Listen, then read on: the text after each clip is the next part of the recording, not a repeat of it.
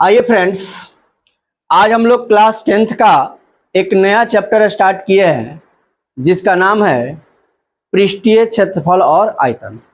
Chapter number 13 होगा और यह क्लास 10th का होगा। तो चलिए बिना देरी किए हम लोग वीडियो को आगे बढ़ाते हैं और आज हम लोग इसका कुछ थ्योरी पार्ट्स यानी कि फॉर्मूला वाला सेक्शन करने जा रहे हैं। तो सबसे पहले हम लोग को इस चैप्टर में पढ़ना क्या है, तो पढ़ना है घनाभ, घन, वेलन, शंकु, गोला, अर्धगोला, छिन्नक। ठीक है, छिन्नक यानी कि बाल्टी जो होता है वही, ये शंकु के छिन्नक में आते हैं। अब देखिए चैप्टर का नाम हम लोग का है पृष्ठीय क्षेत्रफल और आयतन, surface area and volume, class 10th। और हम लोग सबसे पहले घनाभ वाला सेक्शन पढ़ रहे हैं। घनाभ में हम आप लोग के सामने एक घनाभ बना दिए हैं, अभी उसको बताएंगे कि क्या क्या है उसमें। जैसे यहाँ पे लिखा हुआ है घनाभ 6 आयत से मिलकर के बना है। किससे मिलकर के बना है? 6 आयत से मिलकर के बना है। आगे लिखा हुआ है कि 6 सतह या फलक होते हैं। जब 6 आयत है तो 6 सतह या फलक होगा।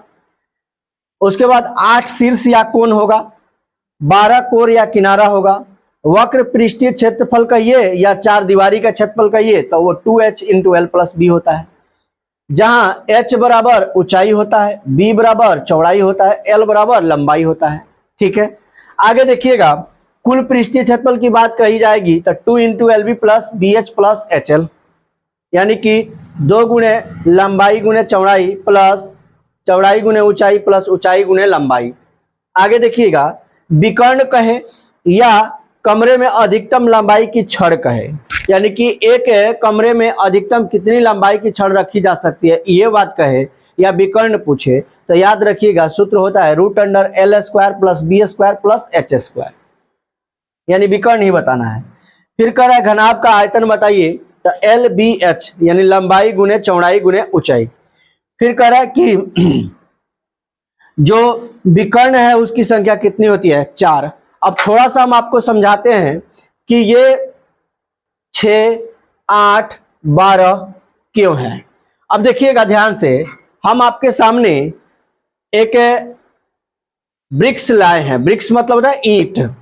अब ईंट लाए हैं तो ईंट को हम लोग घनाभकार ही मानते हैं, लेकिन ये भुजा जो है, ठीक है, आप देख पा रहे होंगे यहां से लेकर के यहां तक एक आयत से मिलकर के बना हुआ है। बना हुआ है कि नहीं? अब जब ये आयत से मिलकर के बना हुआ है तो इसका जो क्षेत्रफल होगा लंबाई गुणे चौड़ाई होगा। यस या नो? अब ध्यान से देखिएगा, सबसे पहले आपको बता देता हूं कि कितने इसमें फलक हैं। तो एक यहां पे है, दिख रहा है, एक इसके जस्ट पीछे होगा, कितने हुए? 2। फिर एक यहां है 3, एक नीचे है, कितना हुआ? 4। एक साइड है 5 और एक इस साइड है 6, हुआ कि नहीं? तो 6 सतह या फलक लिखा गया है। बात समझ रहे हैं? आगे देखिएगा 8 शीर्ष या कोण लिखा गया है। तो देखिए यहां पर एक कोण है, एगो यहां पर है, कितना हुआ? 2। एक यहां है, देख सकते हैं यहां है, और एक यहां है, 2 और 2 इधर 2 इधर, कितने हुए? 4। तो 4 इधर भी होंगे तो कितने हुए? 8। यानी कि कोणों की संख्या कितनी हुई? 8।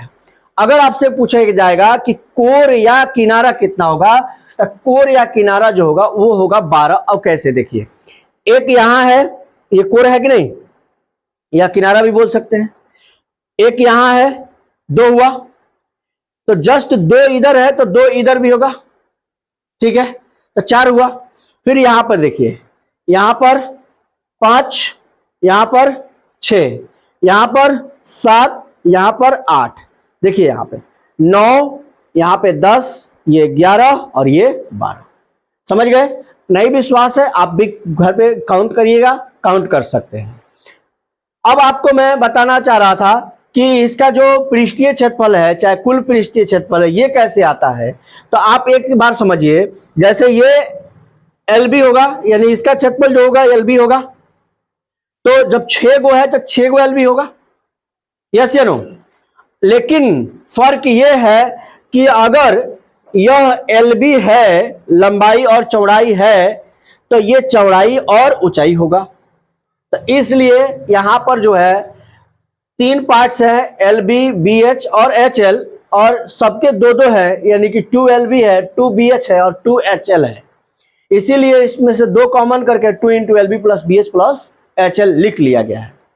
ठीक है, बाकी आप चार दीवारी का क्षेत्रफल समझ ही रहे हैं, 2H into L plus B, तो इसका क्या होगा, तो 2LB सॉरी 2HL और 2HB।